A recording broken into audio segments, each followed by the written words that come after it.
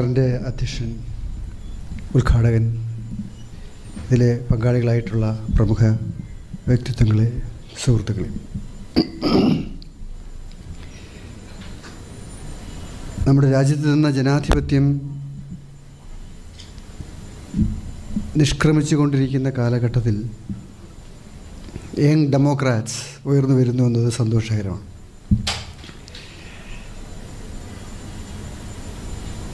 പക്ഷെ നമ്മൾ നേരിടുന്നത് സമഗ്രമായ, സമ്പൂർണമായ ഒരു ഫാസിസ്റ്റ് വിപത്തിനെയാണ് എന്ന് KN ഇവിടെ വിശദീകരിക്കുകയുണ്ടായി. ഫാഷിസം അതൊരു ഗ്ലോബൽ ഡിസൈനാണ്. അതൊരു ഇമ്പീരിയലിസ്റ്റ് അജണ്ടയാണ്. അതൊരു രാജ്യത്ത് മാത്രമായിട്ടല്ല അതിൻ്റെ മാനിഫെസ്റ്റേഷൻസ് വരുന്നത് എന്ന് ചരിത്ര വിദ്യാർത്ഥികൾ എന്ന നിലയ്ക്ക് നമുക്കറിയാം. മുസോളിനി ഇറ്റലിയിൽ ആരംഭിച്ചതും ഹിറ്റ്ലർ ജർമ്മനിയിൽ നടപ്പിലാക്കിയതും അമേരിക്കയിലെ വിവിധ ഭരണാധികാരികൾ അമേരിക്കയിൽ നടപ്പാക്കിക്കൊണ്ടിരിക്കുന്നതും ഇന്ത്യയിൽ ഏതാനും പതിറ്റാണ്ടുകളായി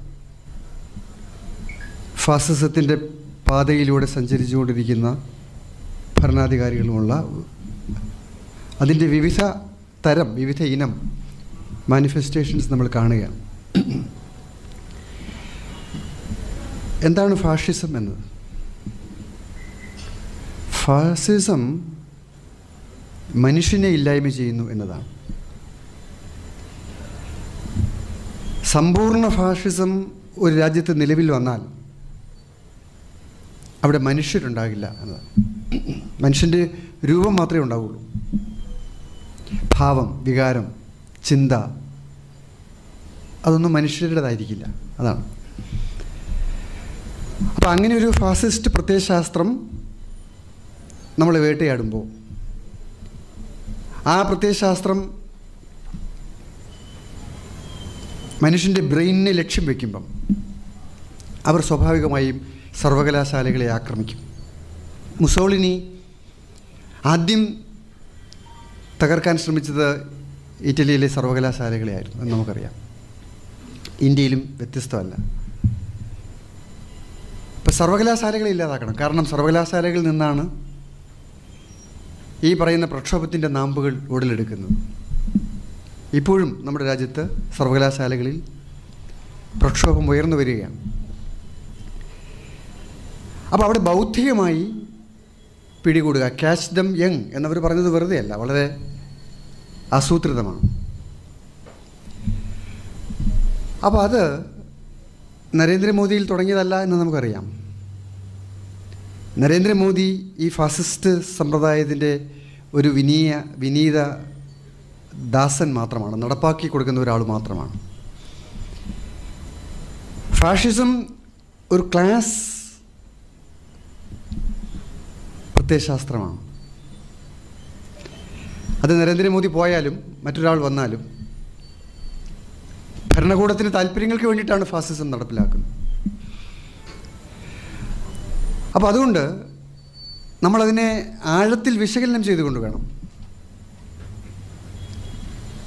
നമ്മൾ നേരിടുന്ന അപകടത്തിൻ്റെ മാനം എത്ര വലുതാണ്, അതൊരു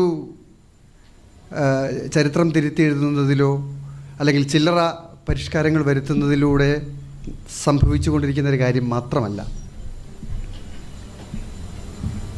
യഥാർത്ഥത്തിൽ PM ശ്രീ അല്ല പ്രശ്നം. അങ്ങനെ ഒരു പദ്ധതിയേ ഇല്ല.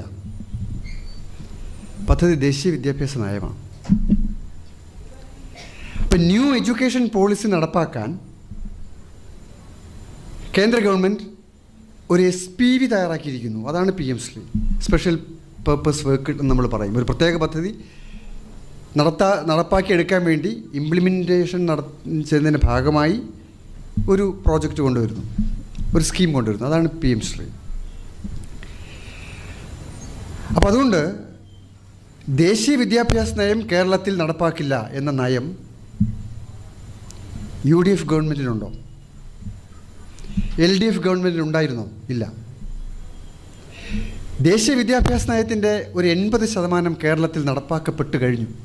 കഴിഞ്ഞ 10 വർഷത്തെ LDF ഗവൺമെൻറ്റിൻ്റെ ഭരണകാലത്ത് നടത്തി കഴിഞ്ഞിരിക്കുകയാണ്. അപ്പോൾ എന്താണ് ഈ ദേശീയ വിദ്യാഭ്യാസ നയം? ദേശീയ വിദ്യാഭ്യാസ നയം എന്ന് പറയുന്നത് വേൾഡ് ബാങ്ക് ആവിഷ്കരിച്ച DPEPയുടെ, വേൾഡ് ബാങ്ക് തന്നെ പിന്നീട് ആവിഷ്കരിച്ച സർവശിക്ഷ അഭിയാൻ്റെ, വേൾഡ് ബാങ്ക് തന്നെ അതിൻ്റെ തുടർച്ചയായി പിന്നീട് ആവിഷ്കരിച്ച രാഷ്ട്രീയ മാധ്യമിക ശിക്ഷ അഭിയാൻ RMSA പദ്ധതിയുടെ, പിന്നീട് വേൾഡ് ബാങ്ക് തന്നെ ആവിഷ്കരിച്ച രാഷ്ട്രീയ ഉച്ചതർ ശിക്ഷ അഭിയാൻ RUSA പ്രോജക്റ്റിൻ്റെ ഇംപ്ലിമെൻറ്റേഷനാണ് യഥാർത്ഥത്തിൽ NEP 2020. റൂസായുടെ പേര് മാറ്റി അവർ PM ഉഷ എന്നിട്ടു, PM ശ്രീ എന്നതുപോലെ PM ഉഷ എന്ന് പേരിട്ടു. എല്ലാത്തിനും ഒരു ഭാരതീയ ഒരു നാമധേയം കൊടുക്കുന്നു എന്ന് മാത്രം. പക്ഷെ നമ്മൾ അതിൻ്റെ ഉള്ളറകളിലേക്ക് ഇറങ്ങുമ്പം നമുക്ക് കാണാം, ഞാൻ ഈ പറഞ്ഞ പ്രോജക്റ്റുകളിൽ അവതരിപ്പിച്ചിരിക്കുന്ന എല്ലാ ആശയങ്ങളും NEP 2020 അത് ക്രോഡീകരിക്കപ്പെട്ടിരിക്കുക. എഴുത്തും വായനയും കൊടുക്കാതിരിക്കുക എന്നതാണ് ദേശീയ വിദ്യാഭ്യാസ നയം ഒന്നാമതായി ലക്ഷ്യം വയ്ക്കുന്നു. ഇപ്പോൾ നമുക്കറിയാം, കേരളത്തിൽ NEP നടപ്പിലാക്കപ്പെട്ടു എന്ന് ഞാൻ പറയുന്നത് കേരളത്തിൽ എഴുത്തും വായനയും നിരോധിക്കപ്പെട്ടിരിക്കുകയാണ്. അഥവാ ആ നിരോധനം വൻതോതിൽ നടപ്പാക്കാൻ അവർക്ക് കഴിഞ്ഞിരിക്കുന്നു. അത് DPEPയുടെ കരിക്കുലത്തിൻ്റെ ഭാഗമായിട്ട് വന്നതാണ്. അപ്പം നമ്മൾ നേരിടുന്ന വെല്ലുവിളി ഈ കരിക്കുലമാണ്. ആ കരിക്കുലം ഡീസെൻട്രലൈസ്ഡ് ആണ്. ആ കരിക്കുലം എഴുത്തും വായനയും പ്രൊമോട്ട് ചെയ്യുന്നില്ല. ആ കരിക്കുലം ശാസ്ത്രവിരുദ്ധമാണ്. ആ കരിക്കുലം ചരിത്ര നിഷേധമാണ്. ആ കരിക്കുലം റോബോട്ടുകളെ സൃഷ്ടിക്കാൻ ഉദ്ദേശിക്കുന്നു. സ്കിൽ ഡെവലപ്മെൻ്റ് ആണ്. നിങ്ങൾ ദേശീയ വിദ്യാഭ്യാസ നയം പരിശോധിക്കൂ, അതിൽ എഡ്യൂക്കേഷൻ എന്നൊരു സാധനമേ ഇല്ല. ദേശീയ വിദ്യാഭ്യാസ നയം നടപ്പിലാക്കുന്നതിൻ്റെ ഭാഗമായി അവർ തയ്യാറാക്കിയ ഫ്രെയിംവർക്ക് പരിശോധിക്കൂ. നാഷണൽ സ്കിൽ ക്വാളിഫിക്കേഷൻ ഫ്രെയിംവർക്ക് എന്നാണ് അതിൻ്റെ പേര്. നാഷണൽ എഡ്യൂക്കേഷണൽ ക്വാളിഫിക്കേഷൻ ഫ്രെയിംവർക്ക് അല്ല. എന്തുകൊണ്ടല്ല? കാരണം എഡ്യൂക്കേഷൻ കൊടുക്കാൻ ഉദ്ദേശിക്കുന്നില്ല. It has nothing to do with education. അപ്പോൾ PM ശ്രീ ആണെങ്കിലും പുതിയ ദേശീയ വിദ്യാഭ്യാസ നയമാണെങ്കിലും അത് നടപ്പാക്കാൻ വേണ്ടി തയ്യാറാക്കി കൊണ്ടുവന്നിരിക്കുന്ന വിവിധ ഇനം പദ്ധതികൾ, FIUGP ഉൾപ്പെടെ 4 ഇയർ ഡിഗ്രി കോഴ്സ് ഉൾപ്പെടെ ഉള്ള പദ്ധതികൾ നമ്മൾ സൂക്ഷ്മമായിട്ട് വിശകലനം ചെയ്യുമ്പം ഈ ഫാസിസത്തിൻ്റെ പ്രത്യയശാസ്ത്രം ചുരുളഴി. എഡ്യൂക്കേഷൻ വേണ്ട, സ്കില്ല് കൊടുത്താൽ മതി എന്ന് പറയും. അപ്പോൾ നമ്മൾ ഉടനെ സ്കിൽ എന്ന് കേൾക്കുമ്പോൾ വീണ്ടും കൺഫ്യൂസ്ഡ് ആവും. സ്കില്ല് നല്ലതാണല്ലോ എന്നോർക്കും. അല്ല, അറിവ് നൽകാതെ, എഴുത്തില്ലാതെ, വായനയില്ലാതെ, പഠനങ്ങളില്ലാതെ, ചിന്തയില്ലാതെ, ബൗദ്ധികതയെ നിഷേധിച്ചുകൊണ്ട് കേവലം സാങ്കേതികമായ ചില നൈപുണികൾ വളർത്തിയെടുക്കുക എന്നതാണ് വിദ്യാഭ്യാസത്തിൻ്റെ ലക്ഷ്യമെങ്കിൽ, വിദ്യാഭ്യാസത്തെ ആ വിധത്തിൽ അവർ പുനഃസംഘടിപ്പിക്കുന്നുവെങ്കിൽ പിന്നെ വിദ്യാഭ്യാസം കഴിഞ്ഞു. ആ പാരഡൈം ഷിഫ്റ്റ് അതാണിപ്പോൾ സംഭവിച്ചുകൊണ്ടിരിക്കുന്നത്. നമ്മളതിന് പാരഡൈം ഷിഫ്റ്റ് എന്ന് പറയും. കീഴ്മയിൽ മറിക്കുക. എഡ്യൂക്കേഷണൽ ട്രയാഡ് പ്രസിദ്ധമായ നമ്മൾ എന്താ പറയുക ത്രിമൂർത്തികളാണ്, വിദ്യാഭ്യാസത്തിൻ്റെ ത്രിമൂർത്തികൾ എന്ന് നമ്മൾ പറഞ്ഞിരുന്നത്. അതിൻ്റെ അടിസ്ഥാനമായിട്ട് പറഞ്ഞിരുന്നത് educational objectives, knowledge, know how, attitudes and skill, ഇങ്ങനെയാണ് നമ്മളത് പറഞ്ഞിരുന്നത്. എന്നാൽ പുതിയ സാമ്രാജ്യത്വ ശക്തികൾ വിദ്യാഭ്യാസത്തിൽ ഇടപെടുകയും വേൾഡ് ബാങ്ക് വിദ്യാഭ്യാസത്തിന് വേണ്ടി പ്രത്യേകമായ റിസർച്ചുകൾ നടത്തുകയും അതിൻ്റെ അടിസ്ഥാനത്തിൽ അവർ പുതിയ വിദ്യാഭ്യാസ പദ്ധതികൾ ആവിഷ്കരിക്കുകയും ചെയ്തതിന് ശേഷം എഡ്യൂക്കേഷണൽ ട്രയാഡ് മാറി. ഇപ്പോൾ എഡ്യൂക്കേഷണൽ ട്രയാഡ് എന്ന് പറയുന്നത് സ്കിൽ ഒന്നാം സ്ഥാനത്താണ്, know how, then knowledge. Knowledge എന്നത് റീഡിഫൈൻഡ് ആണ്. ഇപ്പം നമ്മൾ സ്കൂളിൽ പോകുന്നതും കോളേജിൽ പോകുന്നതും നോളജിന് വേണ്ടിയിട്ടാണ്, അറിവ് ആർജിക്കാനാണല്ലോ. പക്ഷേ അറിവ് കൊടുക്കേണ്ട എന്ന് തീരുമാനിച്ചിരിക്കുന്നു. The very concept of knowledge has been redefined. നിങ്ങൾ ഈ ഡോക്യുമെൻറ്റ്സ് മുഴുവൻ വായിക്കൂ. അതിലെവിടെയും വിജ്ഞാനം എന്ന സങ്കല്പമില്ല.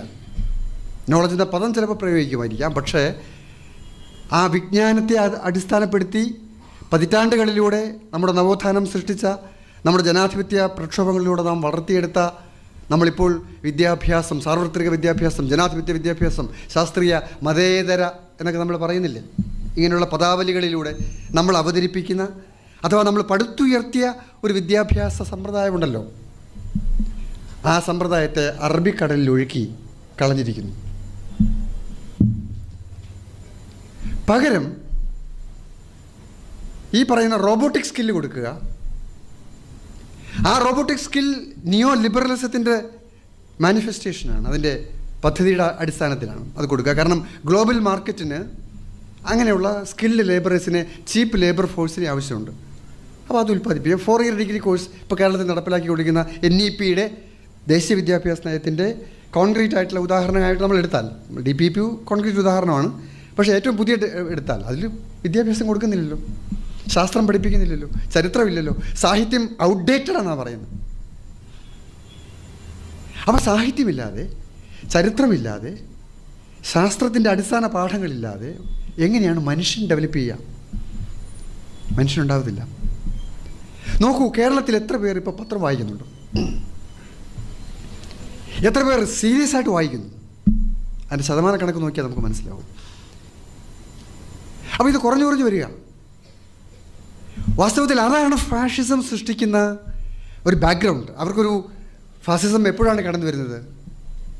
ബൗദ്ധികത ചോർന്നു പോകുമ്പോഴാണ്. ശാസ്ത്രബോധവും ചരിത്രബോധവും സമ്പൂർണ്ണമായി നിരാകരിക്കപ്പെടുകയും നിഷേധിക്കപ്പെടുകയും ചെയ്യുന്ന ഒരു സമൂഹത്തിലാണ് യഥാർത്ഥത്തിൽ ഫാസിസ്റ്റ് ശക്തികൾക്ക് ഏറ്റവും സുഗമമായി കടന്നു വരാൻ പറ്റുന്നത്. ഫാസിസം എന്ന് പറഞ്ഞാൽ ആക്രമണോത്സുകത മാത്രമല്ല. നമ്മൾ പണ്ട് കരുതിയിരുന്നത് ഹിറ്റ്ലർ നടത്തുന്ന ആക്രമണങ്ങൾ കണ്ടിട്ട് ഫാഷിസം എന്ന് പറയുന്നത് ഒരു ആക്രമണോത്സുകമായ ഒരു പ്രത്യയശാസ്ത്രത്തിൻ്റെ ഒരു കടന്നുകയറ്റമായിട്ടാണ്. അങ്ങനെയല്ല. ഫാഷിസം ഇന്ന് ആധുനിക കാലത്ത് വരുന്നത് ബൗദ്ധികമായ തലത്തിൽ ട്വിസ്റ്റ് ചെയ്തുകൊണ്ടാണ്, മാനിപ്പുലേറ്റ് ചെയ്തുകൊണ്ടാണ്. അവരുടെ ബുദ്ധിയെ, ചിന്തയെ, വികാരങ്ങളെ നിർമ്മാർജ്ജനം ചെയ്തുകൊണ്ടാണ്. അനുസരിക്കാൻ മാത്രം കഴിയുന്ന ഒരു ജനതയെ മാനസികമായി ചിട്ടപ്പെടുത്തുന്ന ആ റെജിമെൻറ്റേഷനാണ്. നമ്മൾ റെജിമെൻറ്റേഷൻ ഓഫ് തോട്ട് എന്ന് പറയും ഫാഷിസത്തെ സംബന്ധിക്കുന്ന പഠനങ്ങളിൽ. ആ റെജിമെൻറ്റേഷൻ ഓഫ് തോട്ട് വളർത്തിയെടുക്കാൻ ശ്രമിക്കുക. ഞാൻ ഇന്നത്തെ ഈ ചർച്ചയിൽ അതിൻ്റെ ഫിലോസഫിക്കലായിട്ടുള്ള കാര്യങ്ങളിലേക്ക് അധികം പോകുന്നില്ല, കാരണം നമ്മുടെ ഇന്നത്തെ സബ്ജക്റ്റ് അതല്ല. അതുകൊണ്ട് ഞാൻ അതിലേക്ക് കടക്കുന്നില്ല. ഞാൻ പറഞ്ഞത്, അങ്ങനെ ഒരു ബാക്ക്ഗ്രൗണ്ടിൽ ആ പദ്ധതി ഇമ്പോസ് ചെയ്യാം. ഫെഡറലിസത്തെ തകർക്കുന്നു എന്ന് പറയുമ്പം ഇപ്പോൾ PM ശ്രീ എന്ന് പറയുന്ന അതൊരു വിദ്യാഭ്യാസമായിട്ട് ബന്ധപ്പെട്ടതാണോ? എന്താണ് PM Shri? Prime minister's school for rising India കഴിഞ്ഞല്ലോ. വിദ്യാഭ്യാസമായിട്ട് ബന്ധമില്ല. അത് പ്രധാനമന്ത്രിയുടെ ഒരു പ്രത്യേക പ്രോജക്റ്റാണ്. അത് വിദ്യാഭ്യാസ വകുപ്പിൻ്റെ പ്രോജക്റ്റ് അല്ല, ഒരു വിദ്യാഭ്യാസ കമ്മീഷൻ്റെ ശുപാർശയെ അടിസ്ഥാനപ്പെടുത്തിയിട്ടുള്ളതല്ല. പ്രധാനമന്ത്രിക്ക് എന്താ ഇവിടെ കാര്യം? നമ്മുടെ രാജ്യത്തിൻ്റെ സ്കൂൾ വിദ്യാഭ്യാസം എന്തായിരിക്കണമെന്ന് തീരുമാനിക്കുന്നത് പ്രധാനമന്ത്രിയാണോ? പക്ഷേ പ്രധാനമന്ത്രി അല്ലെങ്കിൽ അങ്ങനെ ഒരു പ്രോജക്റ്റ് തയ്യാറാക്കി അത് ഇമ്പോസ് ചെയ്യാണ് സംസ്ഥാനങ്ങളുടെ മേൽ. വിദ്യാഭ്യാസം കൺകറൻറ്റ് ലിസ്റ്റിലാണ് ഇപ്പോഴും. വിദ്യാഭ്യാസം സ്റ്റേറ്റ് സബ്ജക്റ്റ് ആയിരുന്നു, സ്റ്റേറ്റ് സബ്ജക്റ്റ് ആകണം എപ്പോഴും. ഇന്ദിരാഗാന്ധിയാണ് അതിനെ കൺകറൻറ്റ് ലിസ്റ്റിലേക്ക് മാറ്റിയത്. പക്ഷേ ഇപ്പോൾ വിദ്യാഭ്യാസം സെൻട്രൽ ലിസ്റ്റിലേക്ക് മാറിക്കൊണ്ടിരിക്കുകയാണ്. ഈ MOU ഇപ്പോൾ കഴിഞ്ഞ ഇടതുപക്ഷം എന്ന പേര് വഹിക്കുന്ന, ഇടതുപക്ഷമായിട്ട് പുലബന്ധം പോലുമില്ലാത്ത കഴിഞ്ഞ ഇടതുപക്ഷ ജനാധിപത്യ മുന്നണി സർക്കാർ ഒപ്പുവെച്ച PM ശ്രീ MOU നമ്മൾ പരിശോധിച്ചാൽ സെൻട്രലൈസേഷനാണ്. അങ്ങനെ ഒരു MOU ഒപ്പുവയ്ക്കാൻ പറ്റത്തില്ല. എന്തടിസ്ഥാനത്തിലാണ് MOU കൊണ്ട് ഒരു ദേശത്തിന്, ഇന്ത്യയിലെ വ്യത്യസ്ത ഫെഡറൽ സിസ്റ്റത്തിലെ എല്ലാ സംസ്ഥാനങ്ങൾക്കുമായിട്ട് ഒരു സാധനം ഉണ്ടാക്കി വെച്ചിട്ട് അത് ഒപ്പിടാൻ പറഞ്ഞിരിക്കുക, ഒപ്പിട്ട് കൊടുത്തിരിക്കുക. അത് ഒപ്പിട്ടില്ലെങ്കിൽ നിങ്ങൾക്ക് ഫണ്ട് നൽകില്ല എന്ന് പറയാം. നിങ്ങൾക്ക് ഫണ്ട് നൽകില്ല എന്ന് പറയാൻ കേന്ദ്ര ഗവൺമെൻറ്റിന് എന്താണ് അധികാരം? ഒരു അവകാശമില്ല, ഒരു അധികാരമില്ല. അപ്പോൾ ഒരു അധികാരമില്ലാതിരിക്കെ ഇല്ലാത്ത അധികാരം പ്രയോഗിച്ചുകൊണ്ട് അവർ പറയുകയാണ് നിങ്ങളിത് ഇംപ്ലിമെൻ്റ് ചെയ്യണം. എന്ത് ഇംപ്ലിമെൻ്റ് ചെയ്യണമെന്നാണ്? എന്താ PM ശ്രീയുടെ ഒന്നാമത്തെ കരാർ? NEP 2020 will be implemented in its entirety in the entire state എന്നാണ് അതിലെഴുതി വെച്ചിരിക്കുന്നത്. ഇപ്പോൾ തീർന്നല്ലോ. അപ്പോൾ NEP നടപ്പാക്കാൻ PM ശ്രീ പ്രോജക്റ്റിൽ നിങ്ങൾ ഒപ്പുവെച്ചേ മതിയാകൂ എന്നാണ്. ആ PM ശ്രീ പദ്ധതി 60-40 അടിസ്ഥാനത്തിലാണ്. അപ്പോൾ നമ്മൾ 40% നമ്മൾ മുടക്കണം. കേരളം മുടക്കിയാൽ മാത്രമേ അത് PMC പദ്ധതി മുന്നോട്ട് പോകൂ. അപ്പോൾ നമ്മൾ പണം കൊടുത്ത് ദേശീയ വിദ്യാഭ്യാസ നയം കേരളത്തിൽ നടപ്പിലാക്കണം എന്നാണ് പറയുന്നത്, അല്ലെങ്കിൽ തമിഴ്നാട്ടിൽ നടപ്പിലാക്കണം, പഞ്ചാബിൽ നടപ്പിലാക്കണം. എന്തടിസ്ഥാനത്തിൽ പറ്റും? ആ MOU തന്നെ ഇൻവാലിഡാണ്. കാരണം ഇൻവാലിഡ് എന്ന് പറയാൻ കാരണം അത് ക്യാബിനറ്റ് അപ്രൂവലില്ല എന്നതുകൊണ്ട് തന്നെ. ക്യാബിനറ്റ് അപ്രൂവലില്ല എന്ന് മാത്രമല്ല, ക്യാബിനറ്റ് ഡിസിഷന് വിരുദ്ധമായി അത് വയലേഷൻ ഓഫ് ദ ക്യാബിനറ്റ് ഡിസിഷനാണ്. 2024 ഒക്ടോബർ മാസത്തെ ക്യാബിനറ്റിൽ PMCയിൽ നാം ഒപ്പുവെക്കേണ്ടതില്ല എന്ന് ഡിസൈഡ് ചെയ്തിട്ടുണ്ട്. There is a clear decision of the cabinet. 2025 April മാസം വീണ്ടും ക്യാബിനറ്റിൽ അവതരിപ്പിക്കപ്പെടുകയാണ് PMC. അപ്പോഴും ഒപ്പുവെക്കേണ്ടെന്ന് തീരുമാനിച്ചു. അപ്പോൾ അതിന് വയലേറ്റ് ചെയ്തിരിക്കുകയാണ്. വയലേഷൻ ഓഫ് ദ ക്യാബിനറ്റ് ഡിസിഷനാണ്, അതുകൊണ്ട് അത് ഇൻവാലിഡാണ്. അതാണ് പ്രധാനപ്പെട്ട കാര്യം. റൂൾസ് ഓഫ് ബിസിനസ്സിൽ നിയമസഭയുടെ ഗവൺമെൻറ്റിൻ്റെ റൂൾസ് ഓഫ് ബിസിനസ് സെക്ഷൻ 10 വളരെ കൃത്യമായിട്ട് പറഞ്ഞിട്ടുണ്ട്. അങ്ങനെയാണെങ്കിൽ അത് ആരും ഒപ്പുവെച്ചാലും ശരി, അത് വാസുകിയല്ല, ഇനി പിണറായി വിജയൻ പോയി ഒപ്പുവെച്ചാലും അതിന് വാലിഡിറ്റി ഇല്ല, കോൺസ്റ്റിറ്റ്യൂഷനിൽ വാലിഡിറ്റി ഇല്ല. എന്തായാലും MOU ആണ്, കരാറല്ല. MOUയിൽ നിന്ന് എപ്പോൾ വേണം പിന്മാറാം. നമ്മൾ MOU മുന്നോട്ട് പോകുക. അതുകൊണ്ടാണല്ലോ നവംബർ 12 കേരള സർക്കാർ കത്തയച്ചത്. ഇവിടെ ഇംപ്ലിമെൻറ്റേഷന് ബുദ്ധിമുട്ടുണ്ട്, അതുകൊണ്ട് ഞങ്ങളത് ഒന്നുകൂടെ പരിശോധിക്കാൻ പോവുകയാണ്. So you keep it in abeyance. Kept in abeyance എന്ന് നമ്മൾ പറയുന്ന സാധനം അതാണ്. അത് കെപ്റ്റ് ഇൻ അബയൻസ് ആണ് എന്ന് പറഞ്ഞാൽ താൽക്കാലികമായി നിർത്തിവെച്ചിരിക്കുന്നു എന്നാണല്ലോ. നടപ്പിലാക്കുന്നില്ല, തൽക്കാലം നടപ്പിലാക്കുന്നില്ല, അത്രയും പറഞ്ഞല്ലോ. അപ്പോൾ അതുകൊണ്ട് UDF ഗവൺമെൻറ്റിന് പിന്മാറാം. പക്ഷേ UDF ഗവൺമെൻറ്റിന് പിന്മാറാൻ കഴിയാത്തത് അവർക്ക് ദേശീയ വിദ്യാഭ്യാസ നയത്തിനെതിരായി ഒരു നയമില്ലാത്തത് കൊണ്ടാണ്, ഒരു നിലപാടില്ലാത്തത് കൊണ്ടാണ്. അവരാ നയം എടുക്കണം. കാരണം LDF ഗവൺമെൻറ്റിനെ കേരള സംസ്ഥാനം ചവിട്ടി പുറത്താക്കിയത് PMC ഉൾപ്പെടെയുള്ള കാര്യങ്ങളിലെടുത്ത ജനാധിപത്യ വിരുദ്ധതയുടെ പേരിലാണ്. മോദി ഗവൺമെൻറ്റിൻ്റെ നയങ്ങൾ അപ്പടി, അത് ലേബർ കോഡാകട്ടെ, ദേശീയ വിദ്യാഭ്യാസ നയമാകട്ടെ, NSN പ്രോജക്റ്റ് ആകട്ടെ, കേരയിൽ പദ്ധതി ആകട്ടെ, എല്ലാം കേന്ദ്രം സർക്കാരിൻ്റെ പദ്ധതികൾ അപ്പടി നടപ്പിലാക്കിയത് വഴി സൃഷ്ടിക്കപ്പെട്ട പ്രതിസന്ധിയാണ്. ഞാനതിൻ്റെ വിശദാംശങ്ങളിലേക്ക് പോകുന്നില്ല. അപ്പോൾ അതുകൊണ്ട് ഒരു രാഷ്ട്രീയ തീരുമാനം UDF ഗവൺമെൻറ് എടുക്കണം.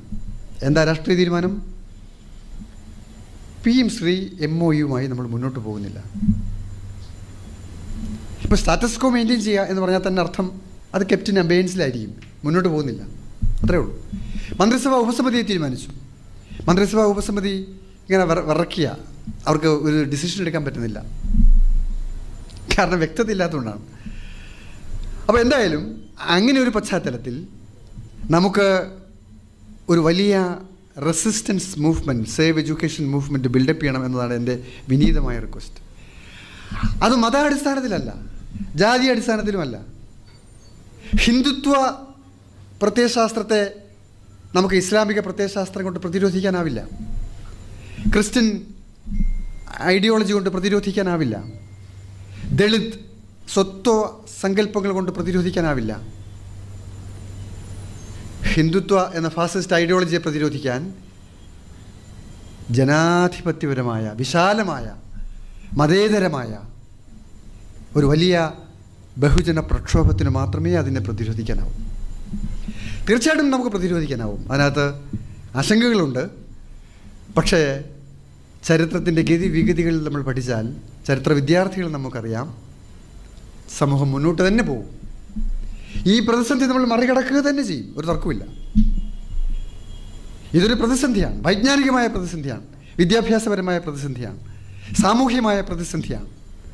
ആ പ്രതിസന്ധി ഭരണകൂടം ജനങ്ങളെ വിഭജിക്കാൻ വേണ്ടി, ഹിന്ദു, മുസ്ലിം, ക്രിസ്ത്യൻ ഇങ്ങനെ വിഭജിക്കാൻ വേണ്ടി വളരെ ആസൂത്രണം ചെയ്തിരിക്കുന്ന ഒരു തിരക്കഥയ്ക്കനുസരിച്ചാണ് കാര്യങ്ങൾ നീങ്ങിക്കൊണ്ടിരിക്കുന്നത്. നമ്മളതിനെ ബദൽ അവതരിപ്പിക്കുകയാണ്, നമ്മളതിനെ റെസിസ്റ്റ് ചെയ്യുകയാണ്. അതുകൊണ്ട് ഇപ്പോൾ ഹിന്ദുമത വിശ്വാസികൾക്കിടയിൽ ഉണ്ടായിരിക്കുന്ന ഈ മതപരമായ, മതപരം എന്ന് പറഞ്ഞാൽ അതിനെ മതത്തിൽ നിന്ന് വർഗീയതയിലേക്ക് വഴുതിപ്പോകുന്ന, അതിലേക്ക് ചാലുവെട്ടി തിരിച്ചുവിടുന്ന, ആ വർഗീയതയെ പ്രോജ്വലിപ്പിക്കുന്ന ആ പ്രത്യയശാസ്ത്രത്തെയാണല്ലോ നമ്മൾ ഈ വർഗീയ ഹിന്ദുത്വ എന്ന് പറയുന്നത്. ഹിന്ദുമതമായിട്ട് അതിന് ബന്ധമില്ല. Hindutva is a different ideology. Islam മതം, ഹിന്ദു മതം, ക്രിസ്തു മതം, അങ്ങനെ പല മതങ്ങളുണ്ട്. പക്ഷെ ഇവിടെ ഹിന്ദു എന്ന ഒരു പദത്തെ ഉപയോഗിച്ച്, ഭൂരിപക്ഷ വിശ്വാസത്തെ ഉപയോഗിച്ച് അവർ ഹിന്ദുത്വ എന്ന് പറയുന്ന ഒരു വർഗീയ പ്രത്യയശാസ്ത്രം അവതരിപ്പിക്കുകയാണ്. ആ പ്രത്യയശാസ്ത്രം ഇസ്രായേലിൽ അവർ നടത്തുന്ന വംശഹത്യയുടെ പ്രത്യയശാസ്ത്രം തന്നെയാണ്, സയണിസം തന്നെയാണ്. അതിൻ്റെ വേറൊരു മാനിഫെസ്റ്റേഷനാണ്. അപ്പോൾ ഓരോ രാജ്യത്ത് അതത് രാജ്യങ്ങളുടേതായ രൂപം ആർജിക്കുന്നു എന്ന് മാത്രമേ ഉള്ളൂ. ഇവിടെ ഹിന്ദുത്വത്തിൻ്റെ രൂപത്തിൽ വരുന്നു എന്ന് മാത്രമേ ഉള്ളൂ.